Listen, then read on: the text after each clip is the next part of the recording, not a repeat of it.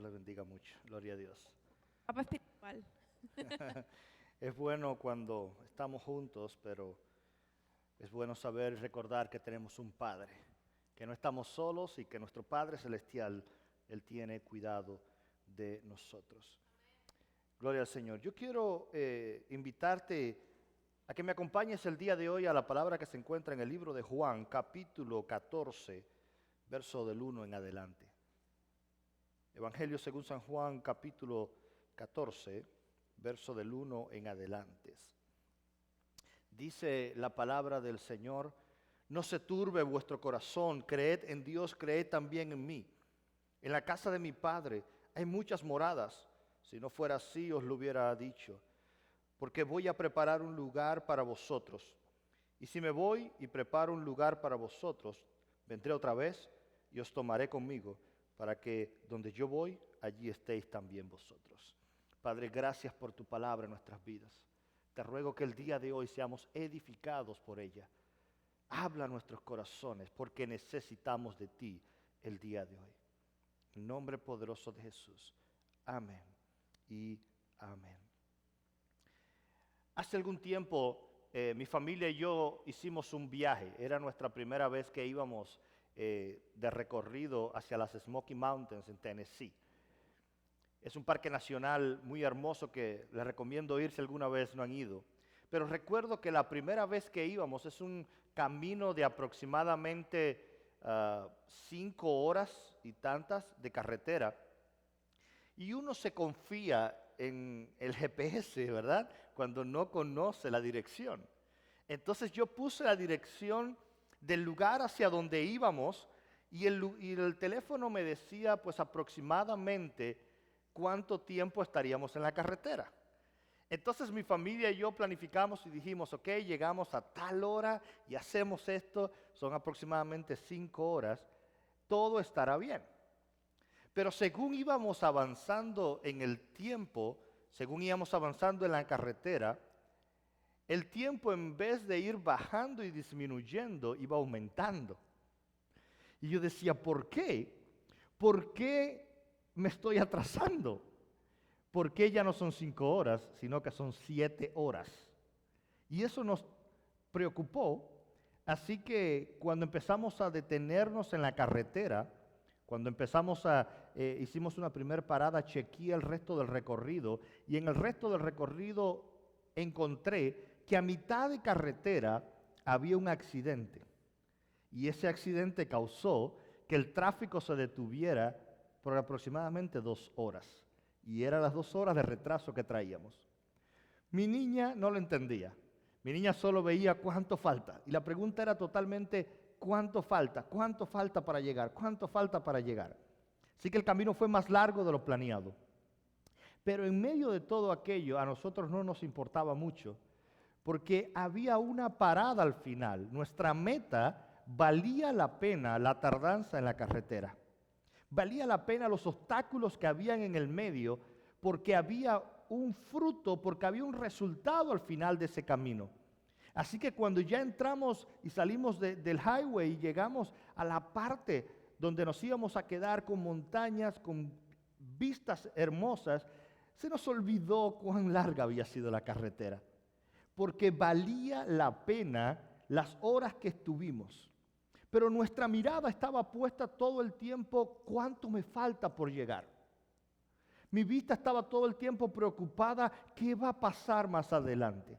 ¿Qué tipo de accidente me voy a encontrar? ¿Qué tipo de situación me voy a encontrar? Bueno, nunca nos encontramos nada, porque llegando hasta el lugar, pues ya habían limpiado todo. Así que el tiempo volvió a las 5 horas y nunca tuvimos el retraso. Pero al final no nos importaba demasiado, porque valía la pena a donde yo iba a llegar. La vida del cristiano es una carrera. La vida del cristiano es una carrera donde muchas veces quisiéramos tener la exactitud de ¿a dónde voy? ¿Cuánto tiempo voy a tardar? ¿Verdad que a veces has preguntado cuánto tiempo va a durar mi prueba? ¿Cuánto tiempo exactamente voy a tardar en esto que estoy pasando? Cuando comenzó el 2020 y todo lo que pasamos con el inicio de esta pandemia, todos decían, ¿cuándo se va a acabar? ¿Cuándo termina? Y quisiéramos poder medir exactamente esto. Quisiéramos tener la exactitud de cada paso de lo que estamos dando, pero la realidad es muy diferente. No siempre sabemos cuánto nos tardaremos. No siempre sabemos el camino que tendremos. No sabemos qué nos vamos a topar mañana. Nadie aquí conoce el futuro. Lo que sí sabemos es que hay una esperanza. Lo que sí sabemos es que hay un fin, y es un fin que el propio Cristo dijo va a ser bueno para ustedes. Esta palabra que leímos al comienzo es el último momento, es uno de los últimos discursos que Jesús comienza a decir a los discípulos. Y una de las primeras cosas que le dice es, no se turben. ¿Por qué Jesús comienza a decir, no se turben? Jesús acababa, cuando lees el capítulo 14 completo, te lo recomiendo en casa, verás que justo el final del el capítulo 13, los últimos versos del capítulo anterior, termina con la parte en que Jesús le dice a Pedro, me vas a negar. Me vas a negar. Antes que el gallo cante, me negarás 3 veces. Y Pedro decía, es imposible que esto pueda pasar porque yo te amo demasiado. Porque eres demasiado importante para mí. Pedro era de los que podía decir, yo soy cristiano. Yo soy de los que son de verdad. Yo no te voy a negar. Pero Jesús conoce que no importa qué buena es nuestra intención, de igual manera tendremos caminos difíciles. No importa qué tan bueno sea mi perspectiva de lo que va a pasar mañana, habrá momentos de dificultad. Y justo cuando Jesús termina de decirle a Pedro, Pedro, vas a fallar, eres hombre. No importa qué tanto te propongas en tu corazón, fallamos. Pero viene Jesús a dar palabra de consuelo y de dirección. No se turbe vuestro corazón. No se preocupe demasiado tu corazón. Creed en Dios, creed también en mí. Jesús comienza las palabras diciendo, si conoces el camino en que estás, créeme. Si conoces el camino que estás persiguiendo, confía en lo que yo estoy diciendo. Jesús, antes de cualquier palabra, les dice, no se turben. En otras palabras, ten calma y ten paciencia. En otras palabras, tranquilo, tranquilo. Todo estará bien. Y todo estará bien porque el verso 2 le dice, porque en la casa de mi Padre hay morada para ustedes. Porque Jesús le dice, porque yo tengo un Padre, porque ustedes tienen Padre, y en la casa de mi Padre hay lugar para ustedes. No hay mejor promesa de saber que Cristo va a preparar lugar para nosotros. La palabra griega que habla de morada es una palabra que literalmente se refiere a vivienda permanente. Es una palabra que comienza a decir el lugar donde vivirás permanentemente. No solo un lugar de paso, no un lugar que pasamos de un lugar a otro, sino que la palabra que Jesús dice es, en la casa de mi Padre hay un lugar reservado para que tú vivas, para que tú estés. Si no fuera así, yo los hubiera dicho, pero voy a preparar ese lugar para ustedes. Un lugar donde perteneces. Un lugar donde puedes echar raíces. Aquellas personas que como yo hemos estado rentados en diferentes casas, podrás saber el sentimiento de lo que significa vivir rentado. Tú quisieras hacer muchas cosas, pero la casa no es tuya. Tú quisieras poner muchas cosas, pero no es tuya.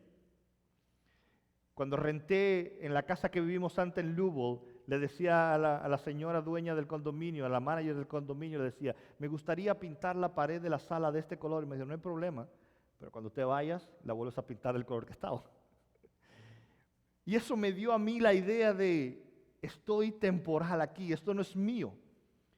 No importa el tiempo que estés, nunca es tuyo. Entonces no puedes tomar decisiones de un lugar donde vives de manera temporal. Por lo tanto, la Biblia dice que mi paso en la tierra es un paso temporal. Que mi camino en la tierra es temporal.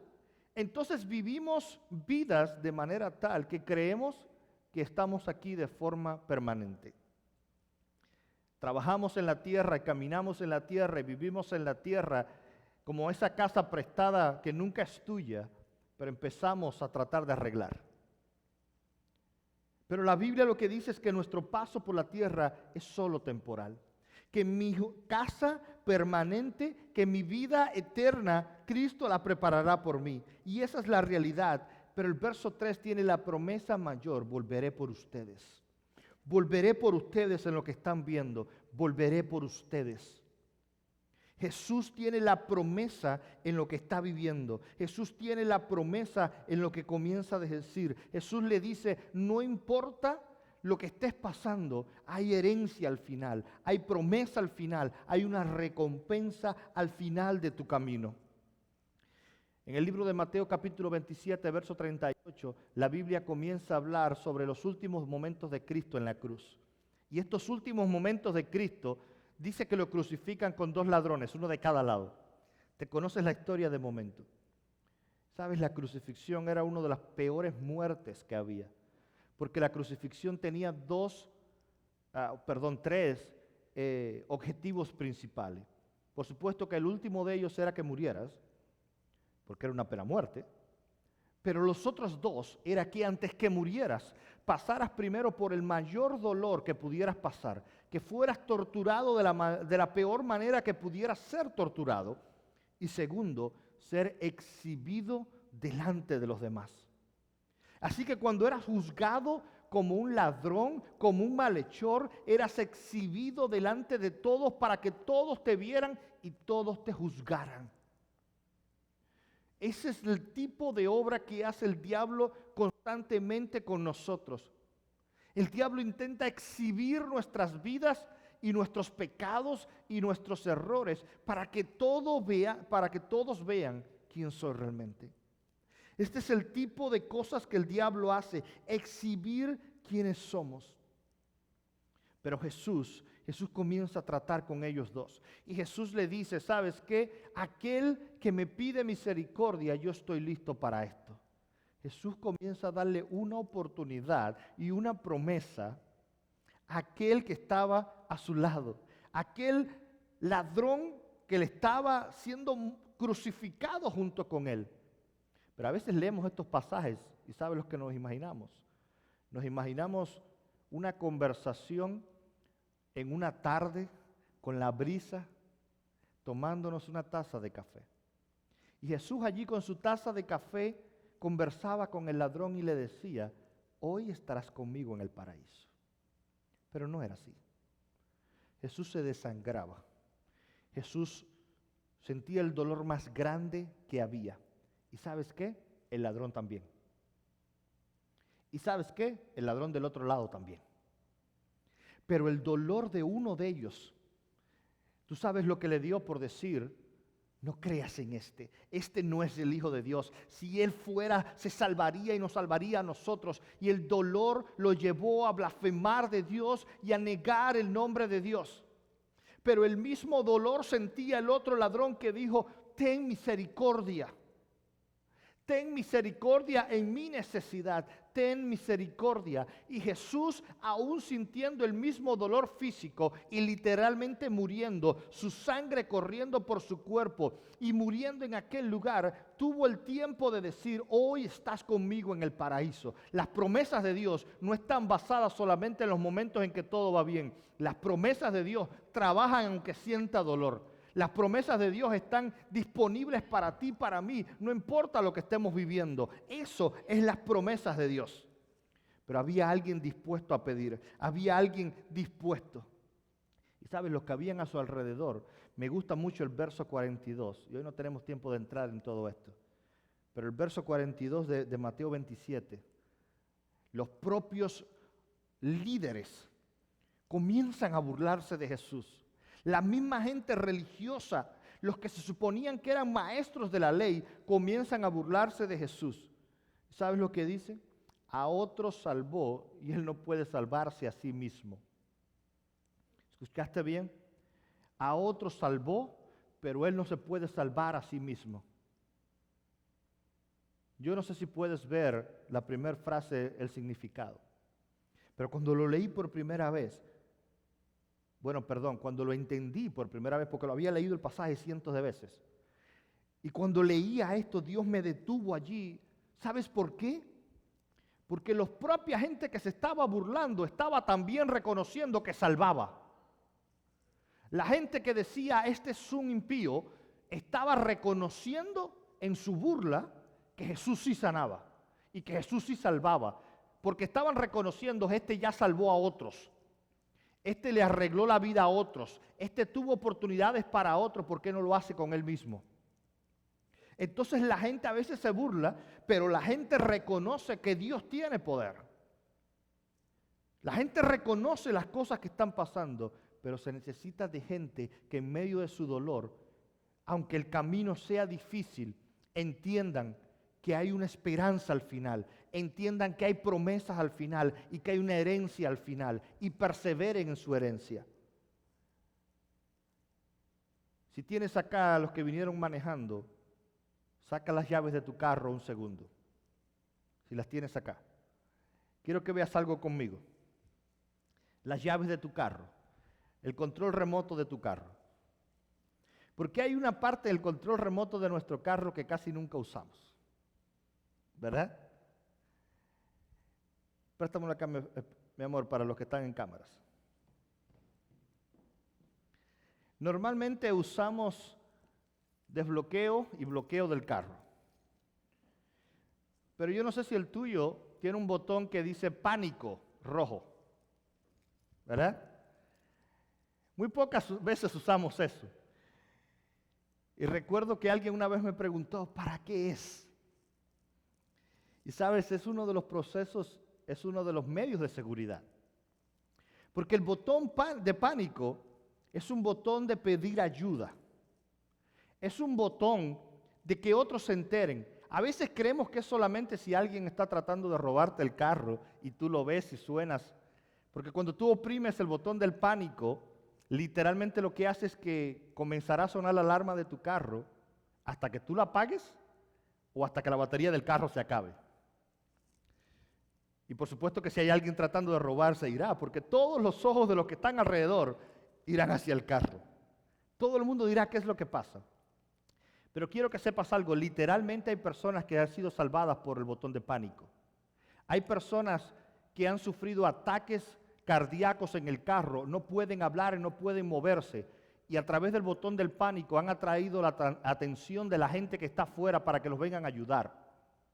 Hay gente que literalmente ha sido salvada por un botón de ayuda diciendo necesito ayuda. Pero hay gente que nunca la ha usado. El botón de pánico es un clamor de ayuda. Es un decir necesito que los demás me miren. Necesito que los demás me busquen. Necesito la mano de los demás. Eso es lo que estaba dispuesto a hacer el ladrón que estaba al lado de Jesús. Estaba dispuesto a apretar su botón de pánico y decirle a Jesús, en medio de mi dolor, aún necesito tu oportunidad. Aún necesito la misericordia. Aún necesito que me mires. Aún necesito que voltees a mí y me des una nueva oportunidad. Hubo otra mujer que estuvo lista para apretar el botón de pánico. Una mujer que llevaba años sufriendo con una enfermedad que le causaba un flujo de sangre incontrolable. Y todo eso lo llevó a una gran multitud y a un Jesús muy ocupado que iba a salvar y a resucitar una niña que se estaba muriendo. Así que cualquier otra persona hubiera dicho, eso es más importante que mi problema. Pero no se trata de qué es más importante, se trata de que aquel que está dispuesto a pasar multitudes y decirle, Señor, mi parada está al final, mi vista está al final, mi propósito está al final. Y cuando Cristo viene a mi casa, cuando Cristo viene a mi ciudad, no lo dejo pasar. Le digo, mírame. Le digo, camina conmigo. Eso pasó con tantos en la Biblia. Este ciego Bartimeo le decía, Jesús, Hijo de David, ten misericordia de mí. Hay todavía gente dispuestas a correr, dispuestas a gritar, dispuestas a clamar y decirle, Señor, necesito de ti. Pero ¿sabes qué, amado? Hay tanta gente que se monta en el tren de la vida y va hacia un destino Y en medio de ese destino el viaje se le hace muy largo. Y cuando se cansan del viaje, se desmontan en la próxima estación y dicen, hasta aquí llegué. Hasta aquí llegué. Aquí se terminó mi camino. Y Jesús solamente diciendo, si todavía aguantaras un poco más, llegarías a tu destino. Hay gente que se ha muerto espiritualmente en estaciones intermedias, en lugares que no eran para ellos, en propósitos que no eran para ellos. Y Jesús solo dice, mantente en tu tren, el viaje es un poco largo a veces, el proceso es un poco difícil, pero la última parada que tienes es la importante. El propósito que tengo para ti es lo importante, la meta es lo importante. Por eso Pablo decía, persigo hacia la meta. No hay nada más importante para mí. Me olvido de lo que quedó detrás y pongo mi mirada fija en lo que está delante. Pero se necesita personas dispuestas. Personas que digan, estoy dispuestos a presionar el botón de pánico de mi vida. Y clamar por ayuda. Y pedir por ayuda. Y pedirle a Dios, aquí estoy. Y pedirle a Dios, necesito que intervengas en lo que estoy haciendo. Necesito una oportunidad diferente. Termino con el verso 43 de Mateo 27. En Dios confía, que le libre, ahora sí Él lo quiere, porque Él mismo ha dicho, yo soy el Hijo de Dios. La gente aún se burlaban de Él, pero sabes, al final del camino, en la última parada, hubo un soldado romano que se paró frente a la cruz de Cristo y dijo, sí, en verdad, este era el Hijo de Dios. Hay gente que va a ver la mano de Dios obrando en tu vida. Hay gente que va a ver lo que Dios camina y lo que Dios es capaz de hacer en ti. Es tiempo de clamar a Él. Es tiempo de decir, persevero y aguanto en medio de mi prueba, porque la última parada es mi herencia. Porque la última parada del tren de mi vida es mi herencia. Es la corona reservada que Dios tiene para ti y para mí. Yo quiero invitarte que podamos terminar el día de hoy cantando y adorando a nuestro Dios. Y yo quiero invitarte que tú puedas decir, Señor Jesús, yo quiero clamar a ti. Señor Jesús, yo quiero venir delante de ti. Yo quiero que le puedas decir, Señor, clamo a ti por ayuda. Clamo a ti para aguantar. Clamo a ti por una esperanza. Clamo a ti para no abortar el propósito. Así que estoy dispuesto el día de hoy a tocar tu manto. Hoy estoy dispuesto a presentar mi necesidad. Hoy estoy dispuesto a mirarte a los ojos y decir, necesito tu ayuda en mi vida. Necesito de ti, Jesús. Pero sabes, este tipo de llamado no es un llamado para todos, porque siempre habrá multitud de gente simplemente mirando, de multitud de gente que va a mirar a Jesús a ver qué es lo que va a hacer Jesús. El llamado de hoy es solo para los pocos de esa multitud que dice voy a tocarlo,